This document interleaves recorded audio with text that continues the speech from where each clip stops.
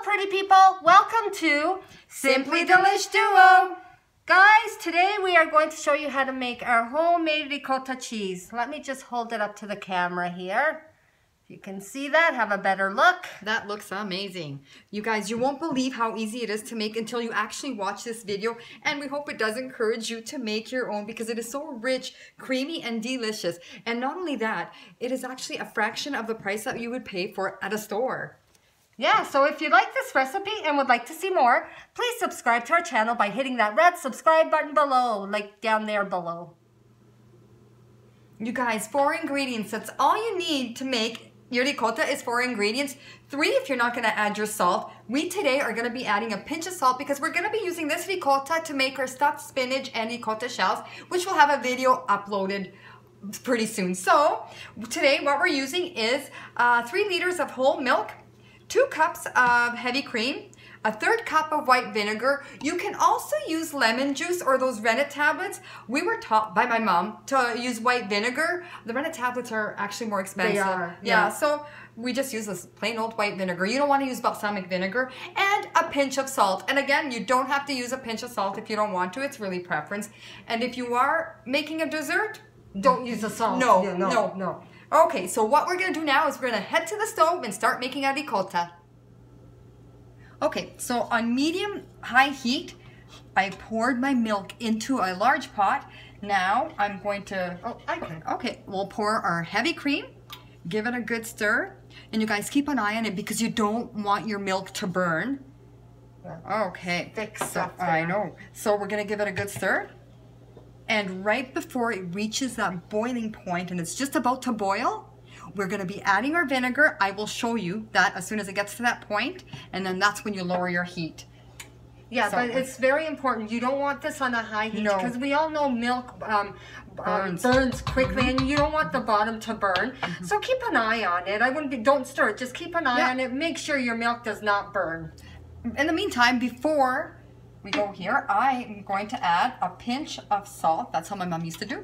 A pinch of salt into the vinegar. Give it a good stir. We're going to set that aside because we will be using it in just a moment.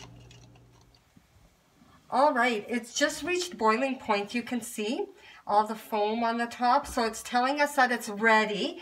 So I'm just turning off the burner here. Yeah, turn it off the burner. So first things first, turn off the burner. Make sure you don't overboil because you know what happens with milk. When it burns. It boils all over. So let's give it a stir.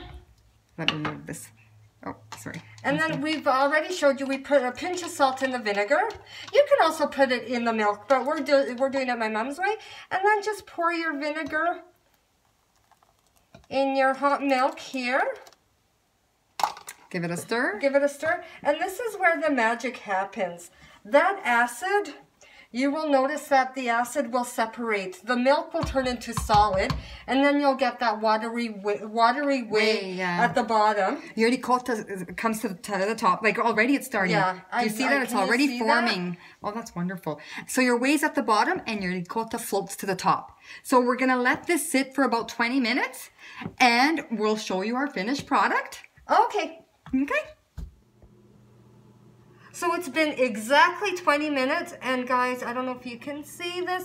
Look how thick our ricotta has gotten. Look at all those curds. So 20 minutes is all it takes to thicken up, and it's still hot. Like it's cooled down a bit, but it's still hot to the touch. Oh yeah, can you lift it up? Yeah, absolutely. So you've got a few ways to drain it. What my mom usually does is she grabs a big bowl and she'll set a cheesecloth and just dump the whole pot and then let it strain. But we do it a different way. We've got a very fine strainer, a metal strainer here. Fine wire strainer.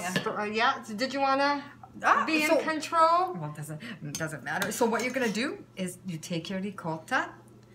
Look at all those cheese. Here, let me move it so the handle's not in the way. And strain. Just Look gently at, you strain guys, it. Look at how look at that. Isn't that amazing? And how easy is it too? Yeah, and super it's easy. With ricotta, it's so versatile. Like we said before, we're making stuffed shells, but you can do anything. We make ricotta quite often because we cook a lot with ricotta. If you notice, and I think it was our last upload or the upload before, we made ricotta ball soup. It's so delicious, guys. If you haven't seen that recipe, I suggest you give it a try. It's really good. But like we say, it's so versatile. You can make desserts, cheesecake, use it in your cannoli as a filling, your Italian cannoli. Just if you are going to use it for dessert, don't add salt. Yes, don't add salt like we stated. Also, you can use it in your lasagnas. And many things. Your frittata, so many things. Like we said, it's so versatile. Actually, my favorite is sausage and frittata. I mean, ricotta and sausage in my frittata. Oh, is it? Mm-hmm. One of my favorites, yeah. I just like it on a piece of bread. Like just spread it over a piece too. of bread. And another thing, what we're going to do is we're going to let this sit overnight because we want it a little thicker. So if you want the consistency a little more...